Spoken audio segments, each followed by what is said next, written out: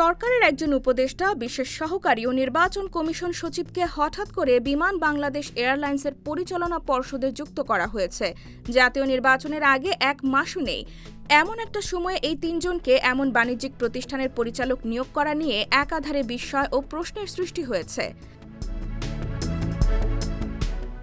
বিশেষত এই তিনজনের কারো এভিয়েশন ব্যবসার ক্ষেত্রে অভিজ্ঞতা বা অতীতে কোনো যুক্ততাও ছিল না। তার উপর জাতীয় নির্বাচনের আগের এই সময় নির্বাচন কমিশন সচিবের অন্যদিকে মনোযোগ দেওয়ার মতো সময় পাওয়ার কথা নয়। বাকি দুজনেরও রাষ্ট্রীয় গুরুত্বপূর্ণ দায়িত্ব রয়েছে। বুধবার জারি করা বেসামরিক বিমান পরিবহন ও পর্যটন মন্ত্রণালয়ের এক প্রজ্ঞাপনে বিমান বাংলাদেশ এয়ারলাইন্সের পরিচালনা পর্ষদে পরিবর্তন আনা হয়। পরিচালক পদে নিরাপত্তা উপদেষ্টা খলিলুর রহমান, প্রধান উপদেষ্টার বিশেষ সহকারী ফয়েজ আহমদ তৈয়ব ও নির্বাচন কমিশন সচিবালয়ের জ্যেষ্ঠ সচিব আক্তার আহমেদকে নিয়োগ দেওয়া হয়। হঠাৎ তিনজনকে বিমানে পরিচালনা পর্ষদে আনা নিয়ে বিভিন্ন মহলে আলোচনা সমালোচনা চলছে। এ বিষয়ে বিমানের পরিচালনা পর্ষদের সাবেক সদস্য কাজী ওয়াহিদুল আলম বলেন, এই সিদ্ধান্ত কেন নেওয়া হলো তা বোঝা কঠিন।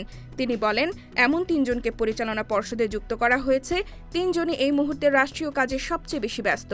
তারা নিজেদের কাজ করে কখন আবার বিমানের সময় দেবেন। তাছাড়া অন্তর্বর্তী সরকারেরও মেয়াদ প্রায় শেষ পর্যায়ে রয়েছে। বিমান নিয়ে সরকারের কোনো বড় ধরনের চিন্তা বা পরিকল্পনা থাকতে পারে, কিন্তু সেটা নির্বাচনের মাত্র 1 মাস আগে কেন, তা নিয়ে প্রশ্ন থাকবেই।